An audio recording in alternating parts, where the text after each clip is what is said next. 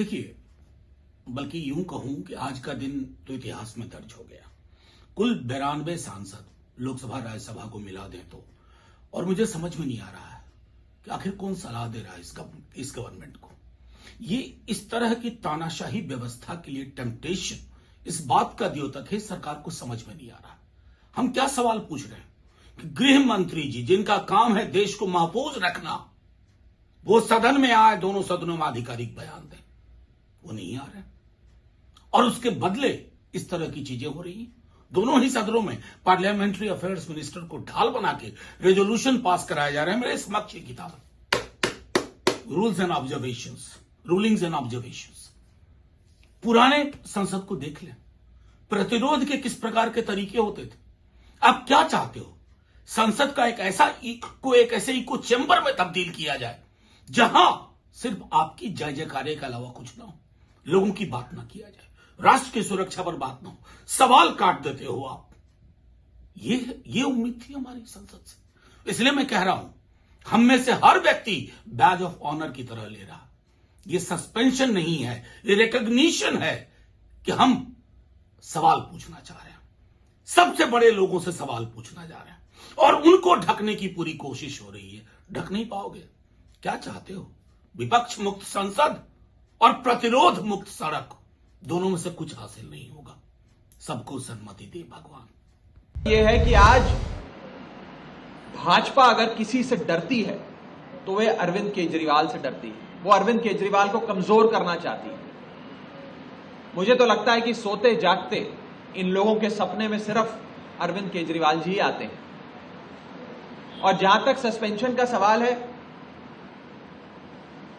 It was a black day in India's democracy. और मैं ये नहीं कहूंगा कि कुछ सांसद सस्पेंड हुए, मैं बेबाकी से यह बात कहना चाहता हूं कि लोकतंत्र सस्पेंड हुआ, डेमोक्रेसी हैज बीन सस्पेंडेड।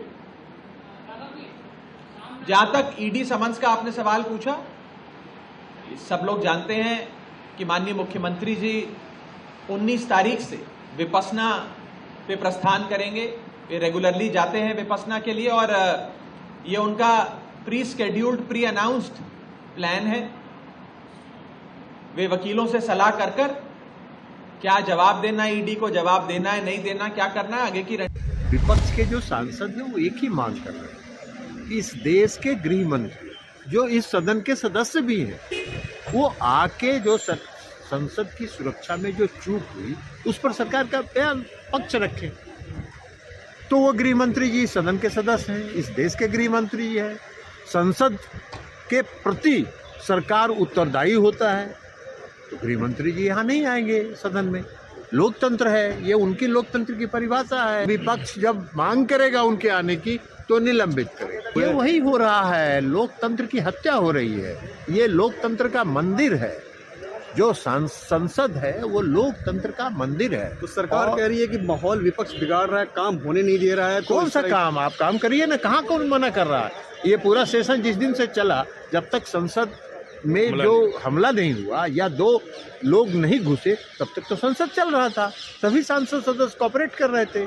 लेकिन ये घटना हुई तो इस पर आके इस देश के गृह मंत्री को बताना चाहिए कि नहीं बताना चाहिए? आखिर लोकतंत्र है, इस देश में आईबी है, इस देश में रॉ है। इतने दिनों से चल रहा था कि इसकी योजना बन रही थी, इसमें तैयारी हो रही थी, तो ये षड्यंत्र और योजना, इसके बारे में कौन बताएगा?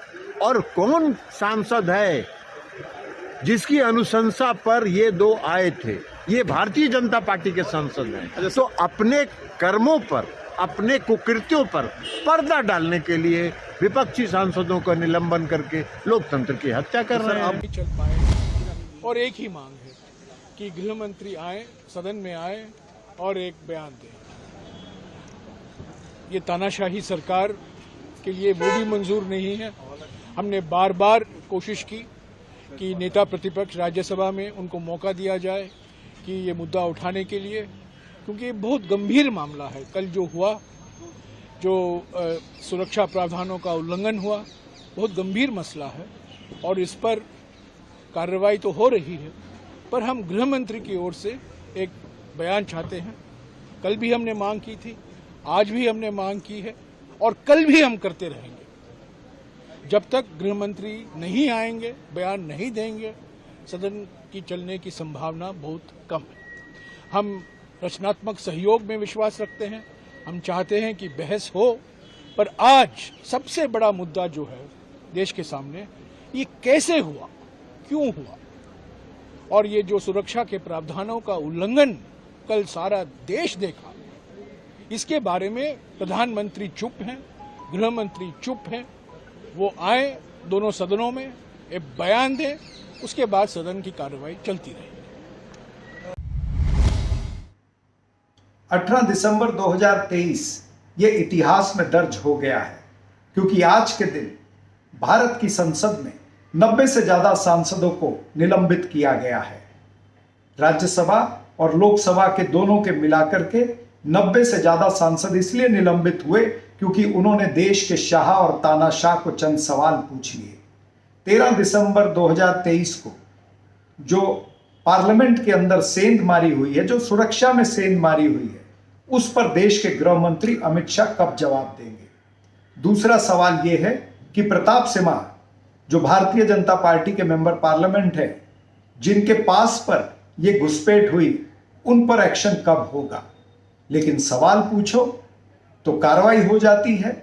यानी ये लोकतंत्र नहीं, ठोकतंत्र चल रहा है।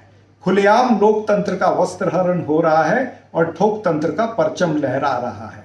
ये मदर ऑफ डेमोक्रेसी नहीं है, ये मर्डर ऑफ डेमोक्रेसी है। मर्डर ऑफ डेमोक्रेसी, ये देश की जनता को ध्यान में रखना पड़ेगा।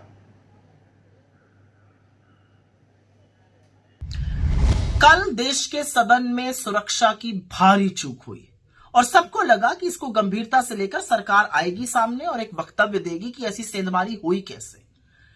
सरकार लोगों को भरोसे में लेगी, उनको यह आश्वासन देगी कि स्थिति नियंत्रण में है, सुरक्षा को कोई खतरा नहीं है। लेकिन यहां अलग ही खेल चल रहा है, यहां विचित्र ही, यहां उल्टी ही गंगा बह रही है।